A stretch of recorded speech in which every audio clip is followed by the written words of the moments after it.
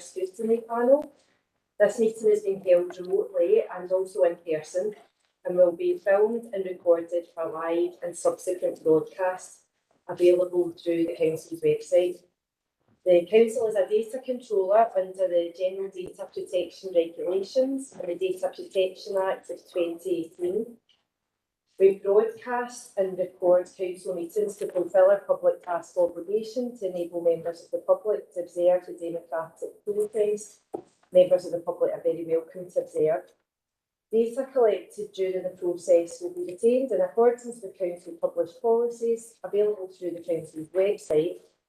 Members of the Council are reminded that they should follow the Council's established meeting protocols, including around the use of the chat facility, and that comments made in the chat facility are visible to all participants in the meeting, which may include members of the public who have also received invites to the meeting. So we'll now move to item 1, and that's apologies, substitutions and declarations of interest. We have apologies from Councillor Cassidy with Councillor McCabe substituting and Provost Mackenzie.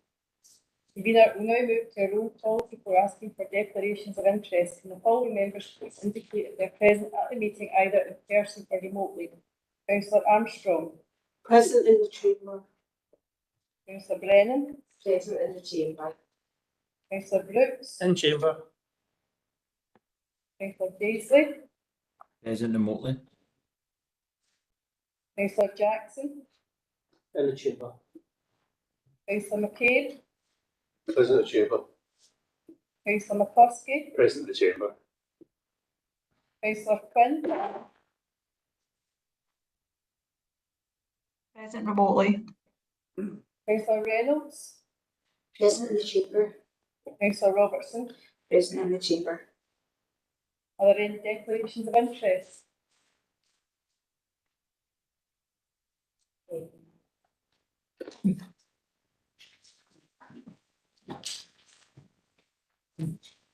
Okay, thanks very much. That takes us on to item 2, so that's the revenue and capital budget report. Thanks to Craig for speaking to this report and giving us some of the background. Thank you very much, Convener. This is our standard finance report that we bring forward every cycle. This is the period 5 monitoring report, and this covers a number of areas.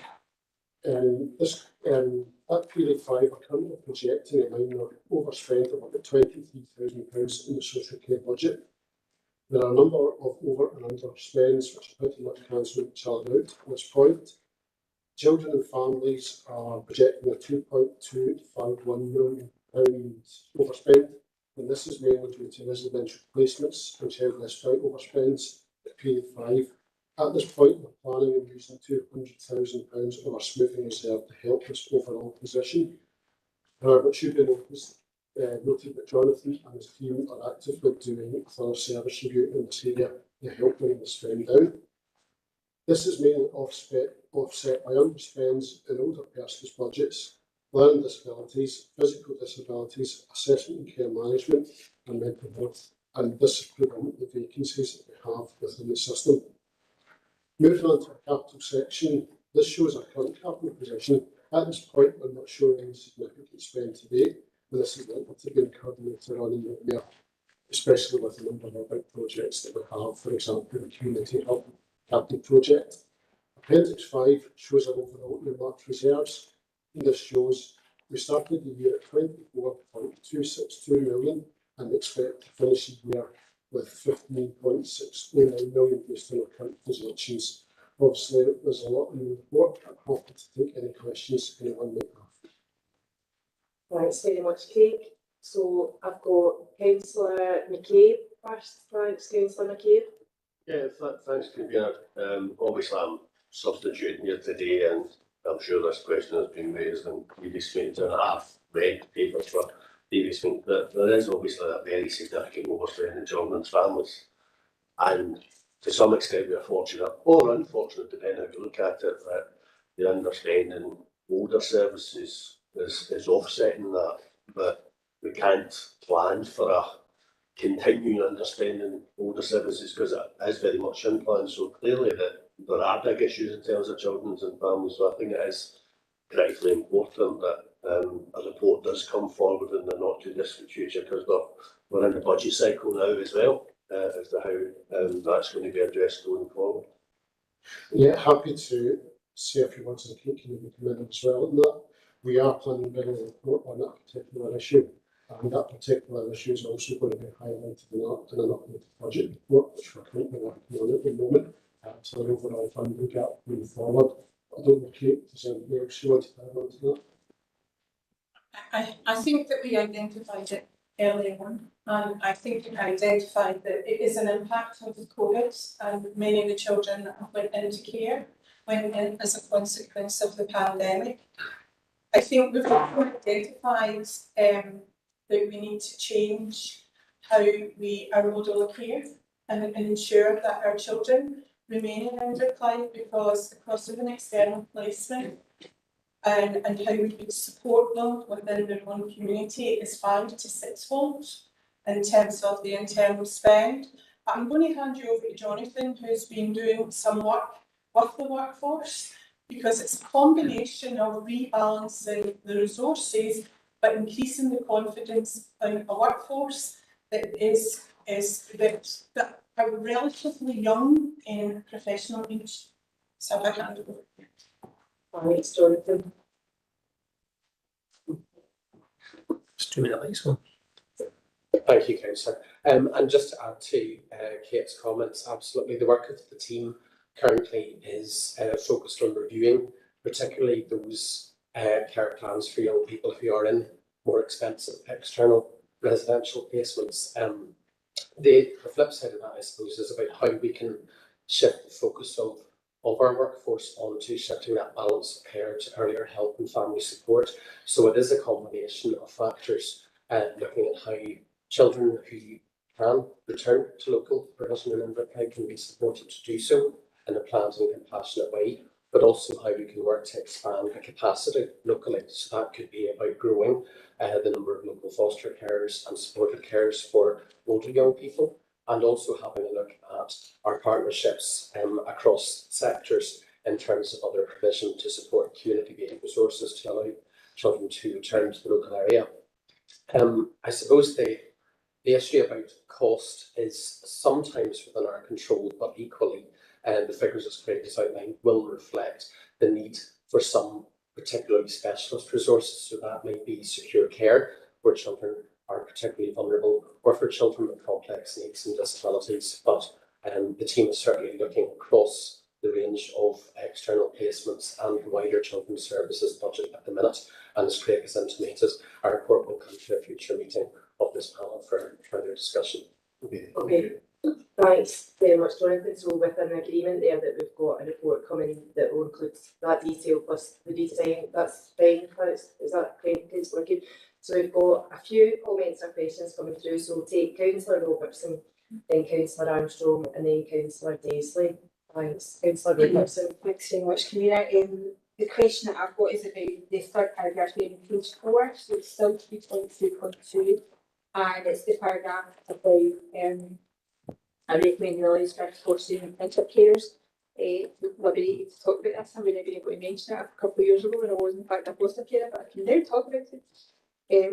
If there's funding coming for that, or if we're making a change to that, I would value, and I don't like asking people to do reports where reports are not necessary, but it seems like quite a big change. It's something that hasn't happened for our foster carers for quite a number of years. We've not had an uplift in their funding, so whether that is coming from the Scottish Government or a decision that we're making within the council itself, then I think it would be, I would like to know more about what that means for the fostering community. Right, thanks very much. Councillor Robertson will go to Kate for that. One of the earlier things that I've done when I came into post is give them an uplift. So we gave them an uplift because my concern was that they didn't have an uplift. But obviously there's the kinship care elements have came out for Scottish Government, and we're going to have to do a bit of modelling across the system and where that sits with our foster care allowances too. And we have to look at our what we're paying in our external sector. So there will be part of that modelling some proposals about how we would support foster carers, both emotionally and financially. So that will be part of the redesign work, but they have been giving up this. That's really helpful to know that, and so that will be in the report that we've just already talked about.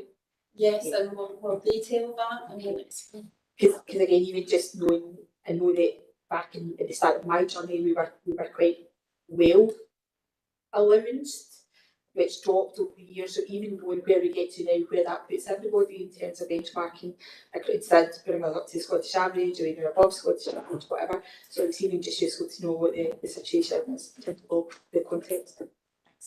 Right, thanks a lot, Councillor Robertson. Councillor Armstrong. Thanks very much, Convener.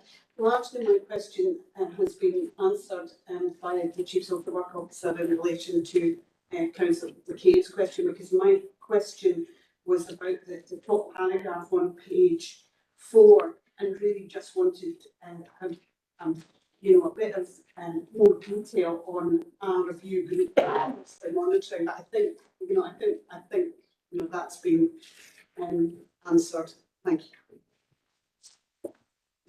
Thanks, Councillor Armstrong. So we've got Councillor Daisley and then Councillor McCluskey. Thanks very much, Councillor Daisley. Thanks, Convener. Just referring to page 5, paragraph 3.2.8, which is Alcohol and Drugs Recovery Service. Given that we've got continuing issues in Inverclyde with alcohol and drugs, when you look at it at first glance, it does come across as quite alarming that there's an underspend on client packages. So I just would like some context around that, please. Thanks, Councillor Daisley. We had quite a detailed discussion about that. I remember at the last panel. I'll pass you over to Gail for some more information on that. Thank you.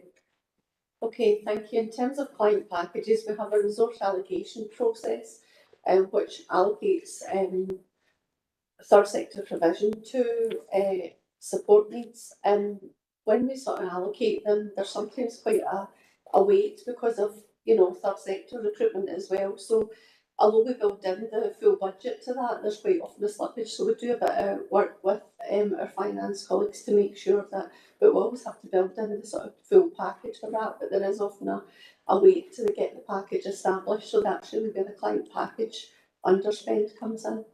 Thank you. Okay. That's Okay. me. Councillor Thank Daisley. you. Thanks very much, and thanks for that, Gail. Councillor McCluskey. Thanks, Convener. I'm just looking for a little bit of further assurance around the new Inverclyde Community Hub. And I've read what's in paper 4.2.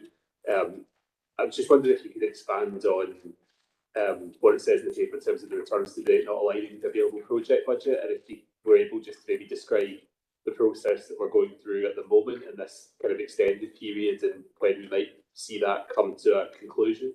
Thanks. Thanks so much for that. We'd originally hoped that come around sort of the end of September we would be getting from the market testing the financial information. Colleagues in property services let us know that there's been some sluggish in that because some of the results have come back not met the expectations today. So we're doing a bit more further work exploring the market testing and the affordability. So we're kind of hoping that into this early part of 2024 that information will now come back to us, and at that point we'll have a clearer vision. So the timeline has slipped from what we last reported, but we're hoping that that market testing information will be back to us early in the 2024 period. Okay, thanks very much, Councillor McCluskey, and thanks, Alan, for that. So, yeah, we've got those questions and comments and a request for a future report. That was already going to be prepared, so that's an ideal situation. So can I just ask that the panel notes the current year revenue outturn, the current projected capital position and the current reserves position? Okay. Great, thanks very much. So that takes us on to item 3. We've not got a paper for that because it's a verbal update from Jonathan about the National Care Service, and he's going to give us what new and relevant information he currently has through his verbal update. Thanks, Jonathan. Thank you, Convener. I suppose that my really comes in two halves, the first being around the National Care Service itself.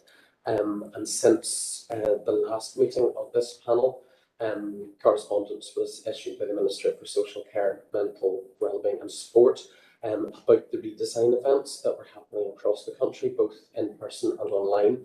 And that was also followed up by a National Care Service Forum event in Glasgow yesterday.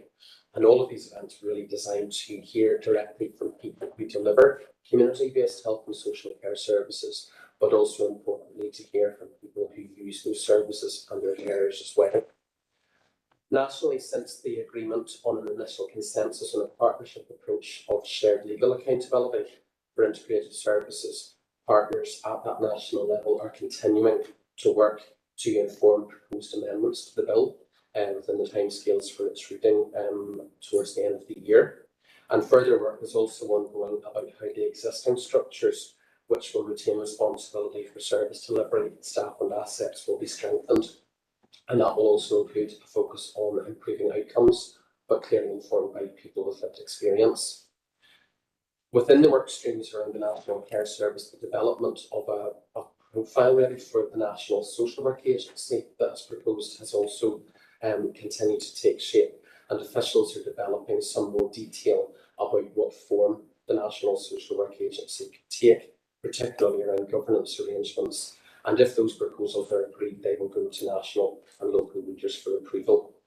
The Office of the Chief Social Work Advisor, as well as Social Work Scotland and COSLA, continue to work with other partners around a proposal related to the extent of that agency, and also will be informed by research that is concluding shortly about children and families and justice social work services as well, to inform decisions about what social work services would be included within a national care service in the future. So that work is ongoing at local and national level. I continue to contribute and take part in some of those national discussions through the Chief Social Work Officer Committee, but I think it's fair to say that there has been some strategic progress made, and the work is continuing at national level to inform both the shape of the National Social Work Agency and the National Care Service. And whenever there's something more substantial to bring back, I'll certainly be happy to update a future meeting of this panel. But happy to take any questions where I can, Convener. Right, thanks very much, Jonathan. So I'll open up for questions or comments. Looking around the room and online, I think Councillor McCabe is ready to give us a question or a comment. Thanks, Councillor McCabe. Yeah, probably more a comment or question, and thanks obviously to Jonathan for the update. There are regular updates also to COSLA leaders meeting, and we had one last Friday, which officers will be aware of. And I think it's fair to say that there's still a significant way to go in terms of achieving consensus between national government and local government, and that the parliamentary timetable is potentially making that more challenging. Because the government is keen to reintroduce the bill or progress the bill within Parliament. It's been paused, but I think there's still a long way to go before we get that consensus, and there are some really meaty issues that still need to be ironed out. So I think the next few weeks will be pretty crucial in that, I think. Thanks, Councillor McCabe. Yeah, thanks very much for that. So I think we're just asking panel to note this update. Consider it noted. Thank you very much. So we're on to item 4. That's refugee resettlement and asylum programmes with Inverclyde. It's a paper about with a report that I think is very clear, as I'm sure we all have in here in the room and online, that Inverclyde absolutely welcomes people who are seeking asylum or resettlement or are refugees. And every day we see evidence that Inverclyde is a welcoming and compassionate community which is pulled together, as it so often does, to support people, including people who are fleeing traumatic and devastating circumstances that we are fortunate not to have experienced. And our community response is and always should be very compassionate and supporting people. I think we recognise the richness as well of experience that comes with new people joining our communities. And that's not up for debate today. What this report is looking at, though, is the impact of the varied UK Home Office programmes on some Inverclyde services and the relationships between these programmes and their resources. And Alan Best is going to take us through this report. Thanks, Alan. Yes, thank you, Convener. As you say there, this report covers the various work streams that the HSEP and other partners are involved in terms of supporting individuals who are coming through the various streams in terms of refugee-based settlement and asylum programmes. Certainly, as Katrina's highlighting there about the benefits of integration, the richness that these work streams can bring. But this report is to update where we currently are with the pieces of work that we're working through in terms of, you'll see from the report the ongoing work that the HSEP is doing in terms of supporting the Ukrainian resettlement programme, in terms of supporting individuals who have fled Ukraine due to the war situation there, and what we're doing locally in terms of working with the Scottish Government in terms of the hotel that they originally put in place, and also in terms of individuals who wish to settle within Inverclyde and how we're supporting them to do that. The report also highlights an issue around potential about unaccompanied asylum-seeking children who potentially are coming into Inverclyde. And then, as within the HSEP, both the New Scots team and our colleagues of children families are monitoring that situation and make sure that folk are kept safe and appropriately supported. When we're aware of somebody who is an unaccompanied child comes into our local area. The report also covers the work that's currently undergoing in terms of the Asylum Contingency Hotel and those individuals within that are awaiting decisions from the UK Home Office. As you know, this falls under the jurisdiction of the UK Home Office and is taken forward by their agents' mayors. As an HSEP, our focus is about ensuring that people who are within the hotel are appropriately supported in terms of their health and social care needs and mental health. We've put together a team that are supporting individuals within the hotel, and we're ably supported also by third sector organisations and volunteers to ensure that whilst anybody is within the contingent hotel, their health needs are being met and monitored. One of the issues that we're currently going through is the announcement from the UK Home Office in terms of what they call doubling up. We're increasing the numbers from 69 to 126 potentially. So that's a piece of work that we're working through just now. We're also working in terms of supporting individuals who are being placed in dispersed accommodation, and again we're working with the UK Home Office and also via COSLA in terms of the numbers of properties that are procured locally by mayors. One of the areas that we're currently picking up is when in August 2023 the Home Office announced they were increasing activity in terms of streamlining what they call the positive decisions for individuals receiving either a decision to stay within the UK or a negative decision, and working through to support individuals when they are given that notification and their potential impact in terms of accommodation, and working again with colleagues across the HSCP in that. The report also details the ongoing work we're looking to ensure that financially we're ensuring that the current funding streams from either Scottish Government or UK Government are being appropriately used within to support individuals who are within the Inverclyde community. I'm happy to take any questions. Thank you. Thanks very much, Alan. So I've got questions from Councillor McCabe, Councillor Brooks and Councillor Robertson, and I'll take them in that order to begin with. Councillor McCabe. Thanks, Convener. I fully endorse the statement that you made at the start of the meeting. I think it is important we welcome new people to our area and recognise the very, very challenging circumstances that many of them have come here under, not necessarily through choice in many cases. And it's important that we do all we can to support them. And I think our local staff within the HSCP and our local partners are doing a fantastic job under incredibly difficult circumstances. And those circumstances are only getting more difficult by the day. It's just not unique to here to Inverclyde, obviously. I mean, what we are seeing now in Scotland is probably the sort of issues that councils in the southeast of England were dealing with for many years, Kent in particular, but we're now experiencing, and obviously there's a complex range of programmes all running at the same time.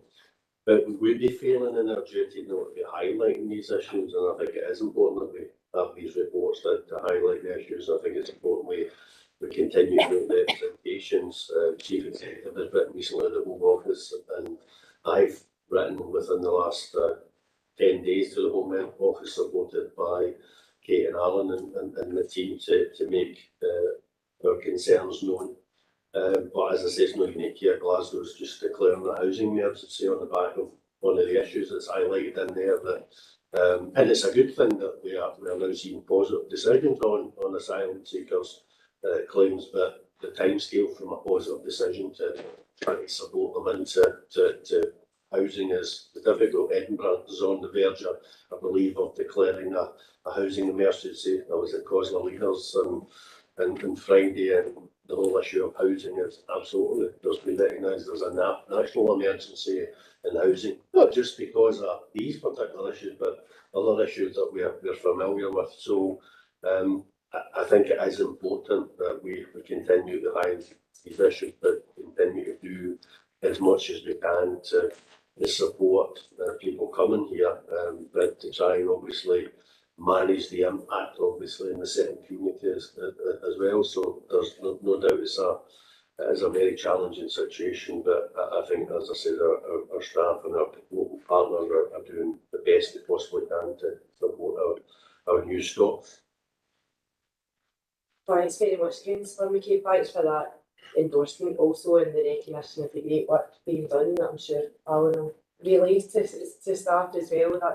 That's really good to hear. So yeah, Councillor Brooks, thanks. Councillor Robertson, thanks a lot. That's good. So 3.4 talks about the challenges that we're having financially regarding the unaccompanied asylum seekers' children. Funding that's been made available is unlikely to cover costs. And if I turn to 5.2, I'm just, maybe it's my ability, I'm not pulling out what that financial challenge is. I just wonder if officers can help, because obviously it would be the whole council's got financial challenges. This is quite clearly an under gift from the government. If they're asking us to look after these children and we're not going to appropriate number of money, appropriate value, I just wonder if there's any way we can clarify what that shortfall is or could be.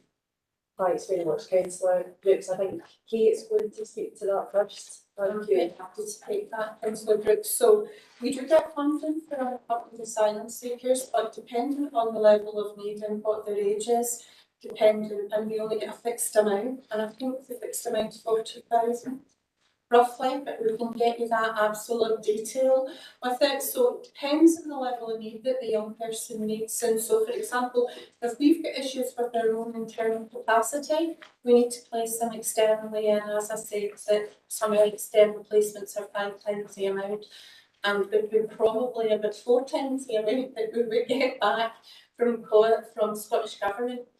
The other issue that we've had is that COSLA had, with the Home Office and the resettlement scheme for unaccompanied asylum seeker, predicated a number for each area depending on child populations. But the problem that we've had recently is that they're coming through the asylum hotel, and they've been age assessed as being 18 but turning up in Inverclyde. And claiming that they are much younger than that age. So we then have to treat them as an accommodated child and then get into the position of trying to kind of work out the money. So there is a significant shortfall.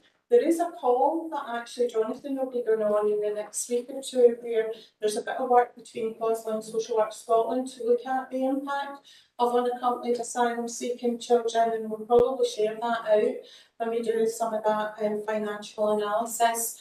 But it's hard to actually specify, because each of the young people that come have got different levels of need and at different ages. So where we place them is dependent on their age as well as their needs.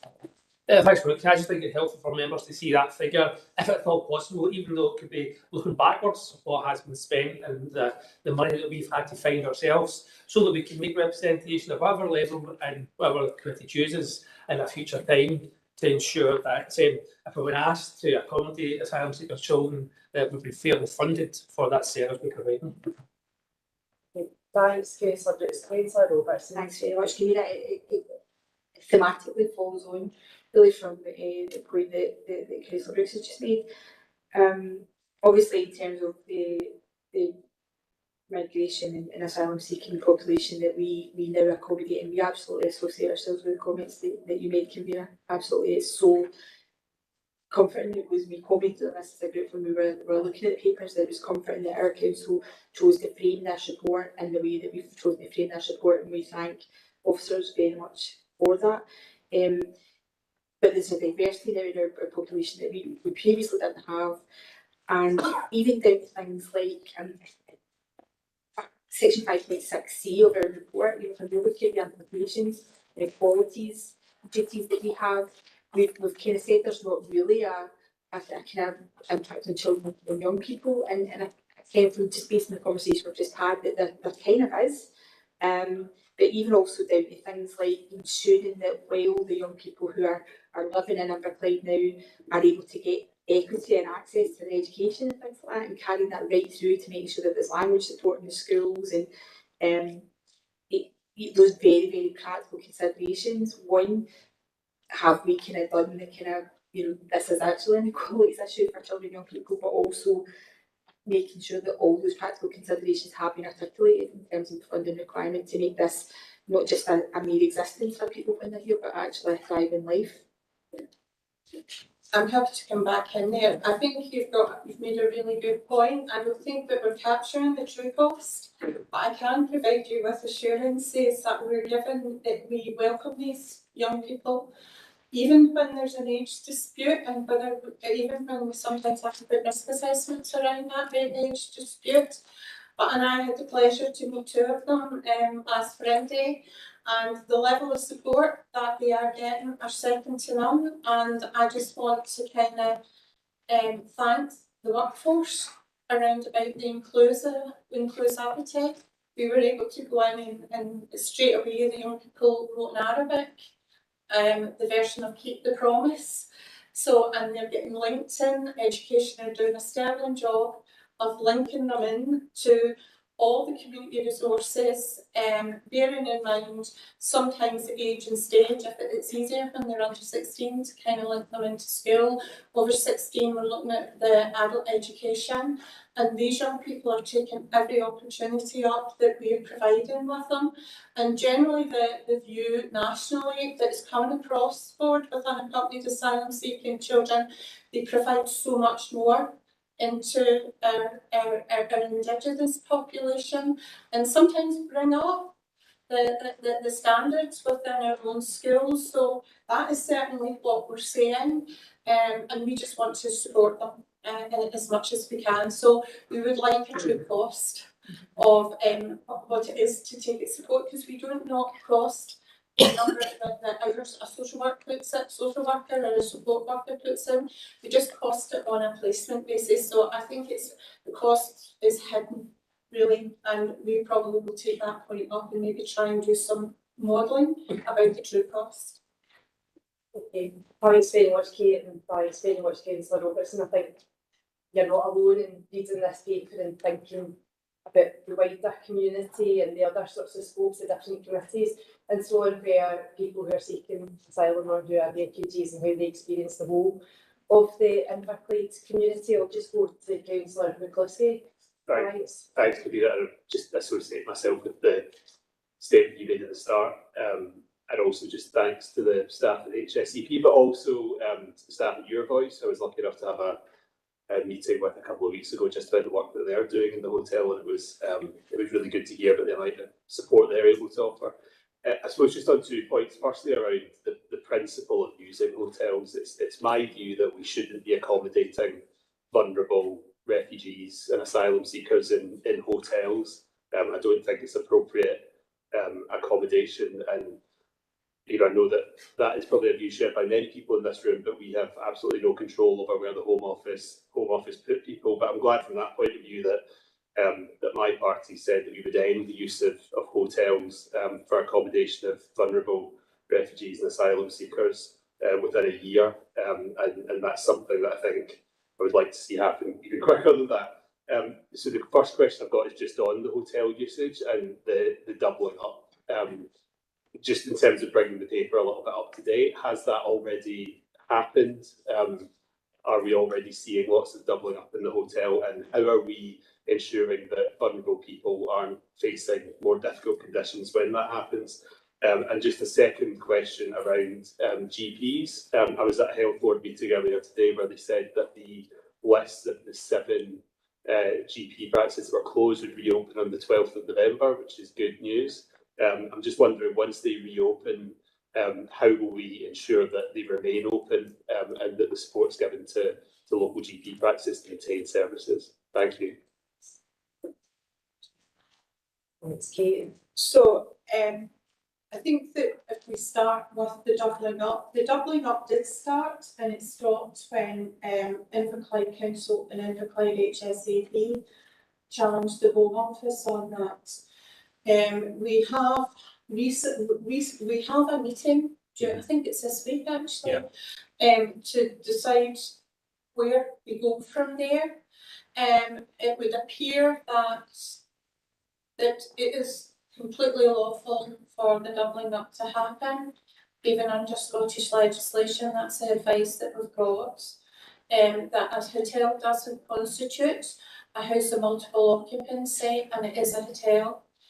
One of the things that we have recognised is that the residents themselves have refused to double up, so they cannot compel them to double up if they take that refusal.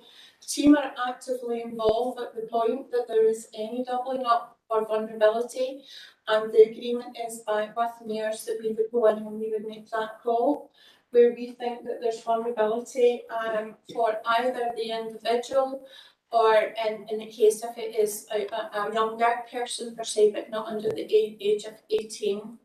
You want to pick up the other bits about the GP practice, Alan? Thanks very much, Kate. Yeah, as you know, there has been pressure on GP practices. The workaround that we're talking about today is one part of a jigsaw around pressures of GP practices, but we have actually from very early days put in fairly robust health and social care team to augment the work of the practices. So that's the multidisciplinary team. And that also includes working with pharmacies. So where we can, we are mitigating sort of the pressure on the practices, but we're also getting very positive benefits because the service users themselves, the people within the hotel have gotten to know the health team and have built up a trust and rapport. You know, we're looking at sort of mental health around obviously being in a hotel over an extended period of time.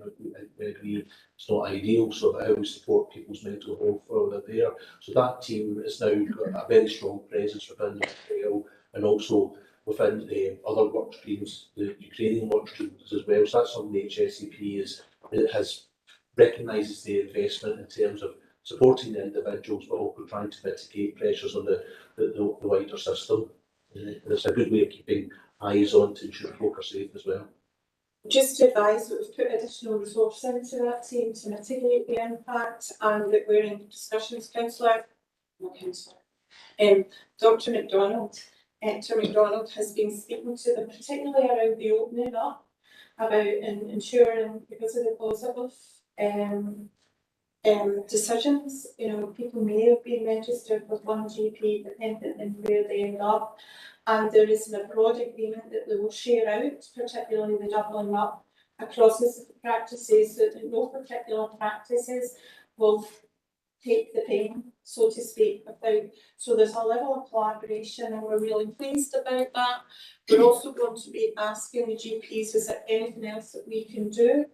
Particularly working with the communities, because I think that what we recognise is that for some individuals, and even for the economic migrants that have come in, that the point of universal health at the point of access is a novelty, So, and we've seen suddenly a downturn in that, so the presentations are less, and that's only been in the last couple of weeks, because we've been monitoring them.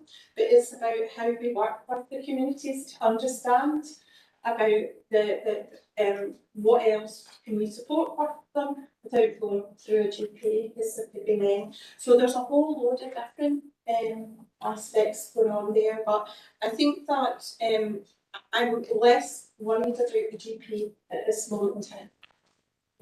Thanks very much. Councillor McGee? Yeah, I was just going to come back in terms of the hotels. There is actually a commitment on the part of the current government to reduce the number of hotels being used for asylum seekers, principally due to the cost. But our hotel isn't one of them. Part of the way they're reducing the number of hotels being used is to double up.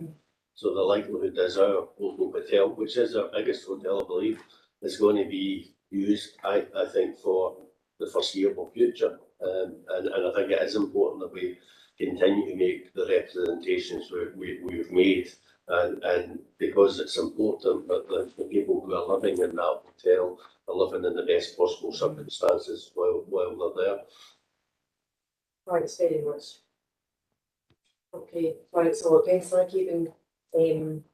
Just to echo your words earlier on, Councillor Craig, about thanking everyone in the HSEP, the third sector and the wider community for the warm, meaningful, welcoming support that they're given. And I think just one of the points that I think we covered so many in our discussion, but just one perhaps that we didn't as a panel was just about the sort of enrichment from the different communities that we're getting here, from the people who are settling and people who are new to Inverclyde and or Scotland in terms of the work that they're doing when they're able, or the volunteering possibly if they're not entitled to work. So thanks so much to everyone here today for that discussion. That was really helpful. So can we just note the content of this report and also note the detailed service development and financial planning that is currently underway.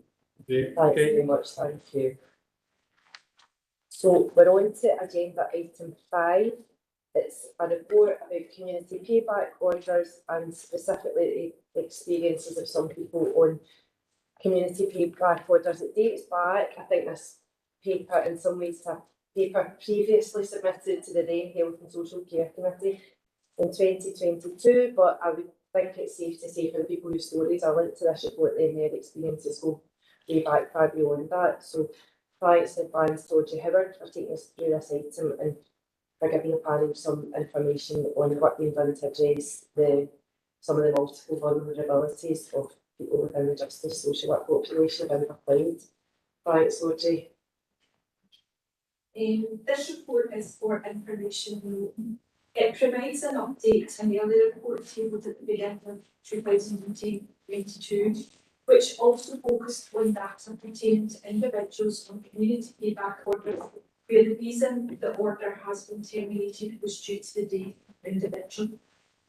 Whereas the overwhelming majority of those in CPOs successfully complete, that's around about 70% plus, the service thinking and bringing both papers to the scrutiny panel is to highlight the multiple complexities and vulnerabilities experienced by those in the criminal justice system. Their backstory to offending is often one of poverty, poor health, substance misuse and trauma. Whereas justice staff work to provide a safe space for these individuals to reflect on their behaviour and to remove barriers to engaging more positively in society, the level of challenge requires a whole system response. Paragraph 3.8 of the report highlights a number of justice social work-led activities that have taken place to address these challenges, and 3.9 speaks to the wider Inverclyde Community Justice Partnership activity. It's encouraging to note that in 3.5 we are reporting no CPOs terminated due to death in 22-23. We're not suggesting that the activities highlighted in 3.8 and 3.9 have had a direct bearing on this reduction. However, it would not be unreasonable to assume they have made some positive contribution. With me today is Dean Hanley, our Community Justice Lead Officer, and we are both happy to take any questions. Thanks very much, Audrey. Thanks for that. I'll just check within the room. There's no questions or comments currently online. So I just see Councillor Robertson first and then Councillor Daisley as indicated online. So Councillor Robertson, thank you. Thanks very much. It's useful to have this report, but I just note that in 3.7 on a national basis, the annual publication doesn't look at cause of death. I'm just wondering if that is a bit of a missed opportunity, because we've outlined in 3.8 measures that we want to put in place to keep people safe, to address the vulnerabilities, but it is arguably how do we know that the things that we put in place are the right things, given the reasons that people have unfortunately died in this context. So I think my question, I suppose, is knowing that the cause of death might be helpful in terms of ensuring the actions that we take are the most appropriate ones. Thanks very much, Councillor Robertson. Go to Audrey. Yes, for that. Thank you. We would acknowledge that that is a gap in the nationally reported data. We're not required to report on this as part of the figures that we've pulled as part of the CPO return, which is really just about numbers and CPOs and outcomes.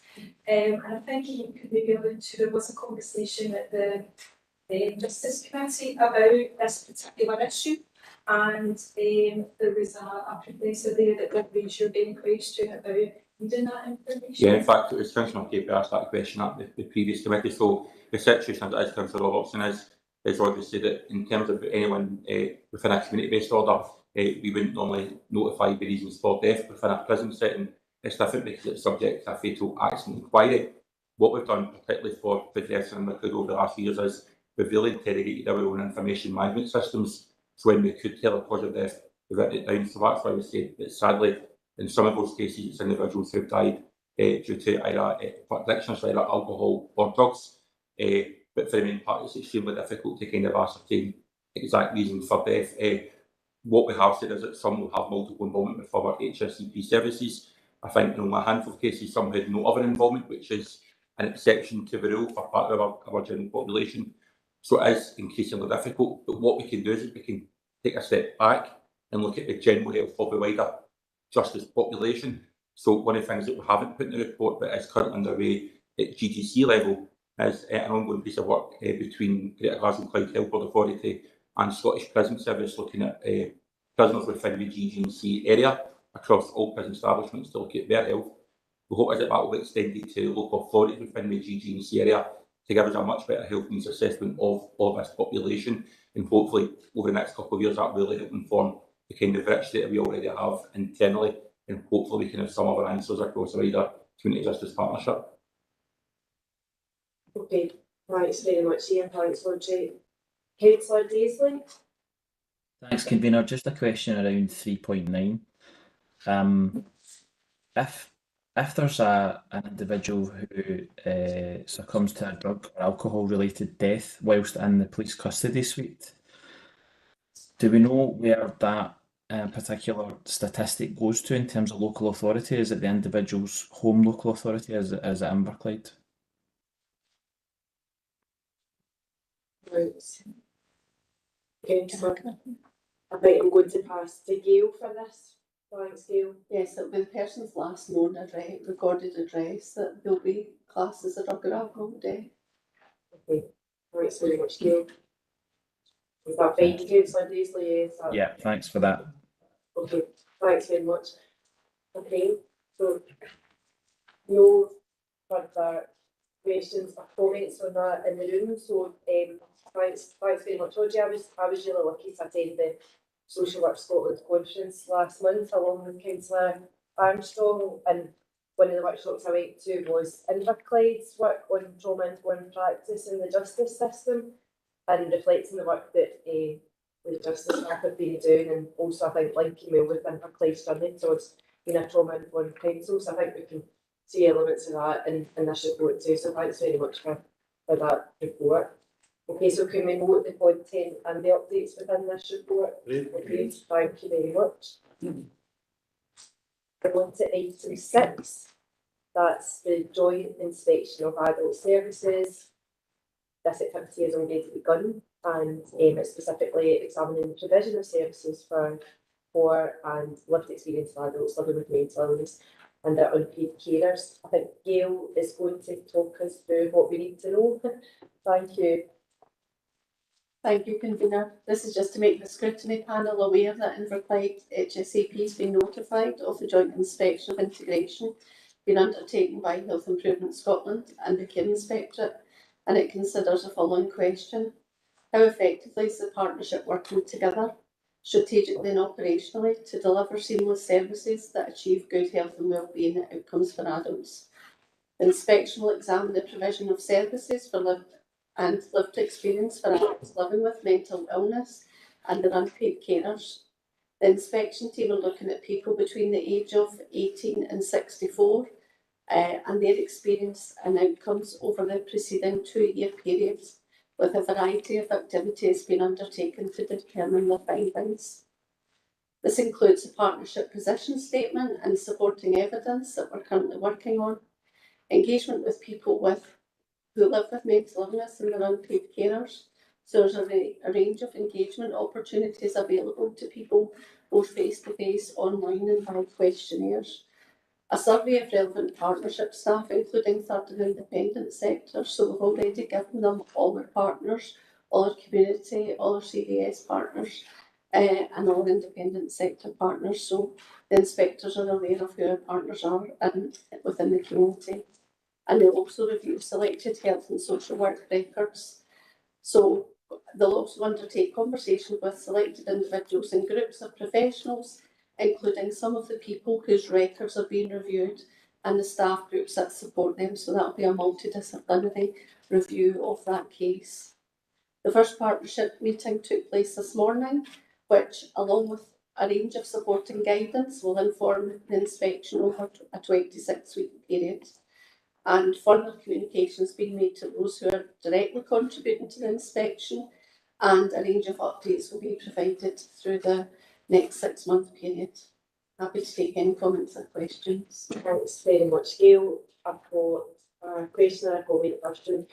Councillor McKay, yeah, thanks, Councillor. Yeah, it was just to be clear on I suppose the scope of the inspection. We did have a full inspection of adult services not that long ago, because I know I was involved in it. This seems to have a more narrow focus.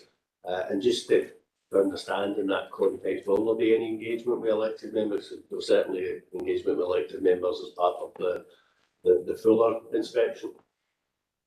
Thanks very much, Kate.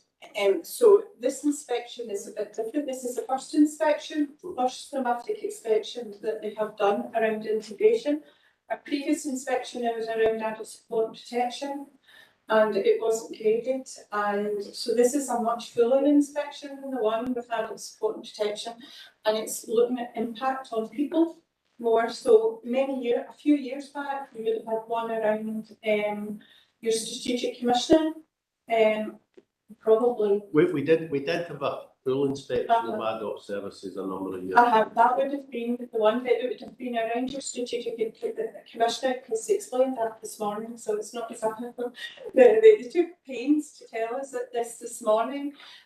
So I think it is quite different in the scope of it. We, in previous years we would have been given 3 months' notice. We were given a week's notice of this inspection, so it is quite different in how we are going to take it forward. I did ask the question, and they have no intention of speaking to elected members, only IGB members at this stage. So for IGB members that would want to put themselves forward to it, I think that request will be made there. So because people will want to know for their diaries, and they have no intention at this stage speaking to the Chief Executive of the Council or the Chief Executive of the Household. I mean, in terms of elected members, I was meaning it could have been elected members who are IGB. Okay, thanks very much. Okay, no more questions or comments on that.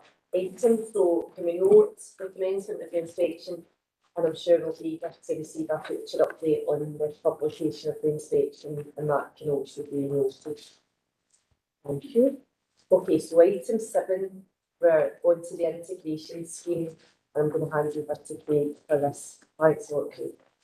Thank you very much. This is a paper which is to update the scrutiny panel and present a draft development integration scheme for consultation. The attached papers show that revised integration schemes which have been developed in consultation with the partners, Liverclife Council and NHS Greater Glasgow and Clyde. These have been developed in discussion with the other 5 HSCPs in the Greater Glasgow area. The aim was to have a consistent set of schemes across all the 6 HSCPs in the Greater Glasgow area. As you will see in Appendix 2, the main changes across the schemes are fairly minor, but we thought it was important to map this out and show the changes for transparency. Annex 4 of the schemes highlights all the relevant parties with whom we will consult. And ultimately, after the consultations taking place, has been completed, the final version will be submitted to IGIB, the Health Board and Full Council for final sign-off. Happy to take any questions you may have. Thanks very much. Okay, so we've got Councillor Robertson and then Councillor McCabe. Councillor Robertson. This is a bit of an anniversary question, so I apologise in advance for it. I think it's extremely useful having the section at the end that says these are the changes that we're making, but it would be really useful to have had access to the previous wording and previous document to kind of actually show the comparison between what current, like what it says today and what we're hoping that it will say in the future. And I don't know, I'm not sure what the plan is for how the consultation will take place. That's not my, it's not operational, nothing to do with me, but I would suggest having both versions there so that people can actually see how the working looks and how we want it to look for actual comparison. And I was totally hoping when I did a wee track changes, a wee search for words when it said set aside, and it was some change in set aside. I was like, oh, I'm probably going to say something different about set aside, which I understood for 1 hot minute after a coffee conversation with Leslie Aird and have completely forgotten it. But I know that it's a huge issue, but it's provided the definition of me, so that's a huge disappointment for me. But other than that, it would be useful to have both versions of the consultation, the proposed wording. Thanks very much. Craig. Yeah, happy as part of the consultation, we'll include that as well. Thank you.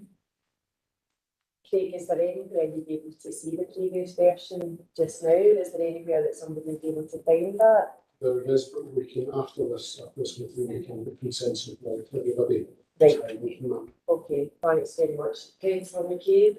Yeah, I mean, I suppose just following on from that point, in terms of the consultation that's out there, there's intentions to have an elected member brief on it to look at the key changes. But it was just to get clarity on the approval process, because I wasn't sure that the written report actually set out what the proper approval process, because it does refer to that in here.